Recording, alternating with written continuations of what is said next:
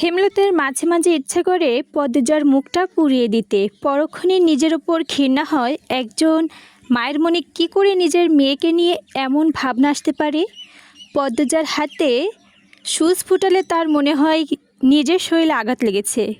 কেন এত টান পদ্মজার প্রতি? ভেতরে ভেতরে এই প্রশ্নের উত্তর তিনি জানেন, শুধু প্রকাশ পায় না, না জানার ভান ধরে থাকতে হয় তাকে।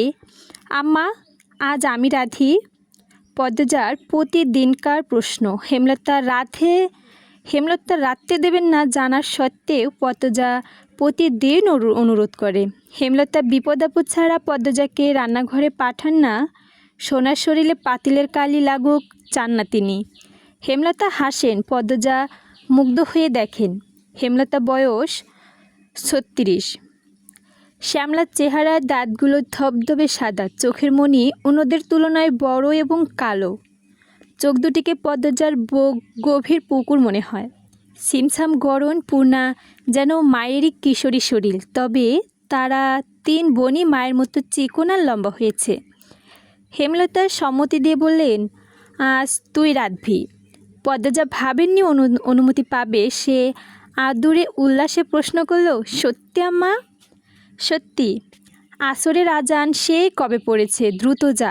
পদ্মজা রান্নার প্রস্তুতি নিচ্ছে। পূর্ণা প্রেমা হিজল গাছের নিচে পাটি বিছিয়ে লুডো খেলছে।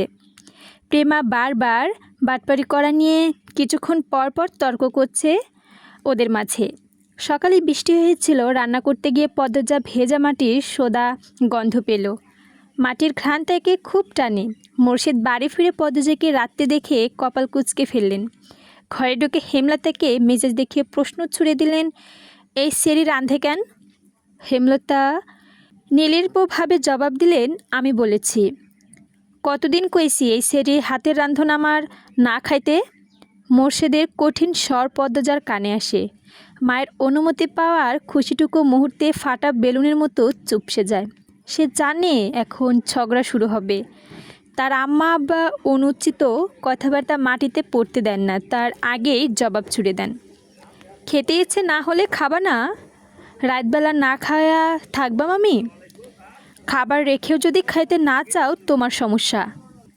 আমি বা আমার মেয়ে কেউ না করিনি। মোর্শেদ কিছু নোংরা কথা শুনতে প্রস্তুত হন। হেমলতা শোনেন।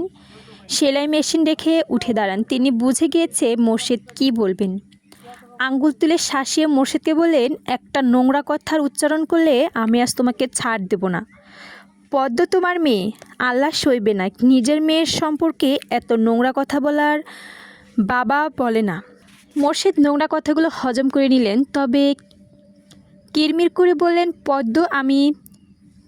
পদ্ম আমার সেরি না। পদ্ম তোমার মেয়ে, আর একটা কথাও না। বাড়িতে অনেক মানুষ, নিজের বিকৃত রূপ লুকিয়ে রাখো। মোর্শেদ দমে যান। চকিতে বসে বড় করে নিঃশ্বাস ছাড়েন। চোখের দৃষ্টি অস্থির। পদ্মজার জন্মের পর থেকে হেমলতার রূপ পাল্টে যাচ্ছে। কিছুতে নারীর সঙ্গে পারা যায় না, অথচ একসময় হেমলতাকে কত মেরেছেন। হেমলতার পিঠে, উরুতে, ঘাড়ে মারের দাগ আছে। সব সময় জাদু বলে হেমলতাকে পাল্টে দিল, জানা নেই মোর্শেদের।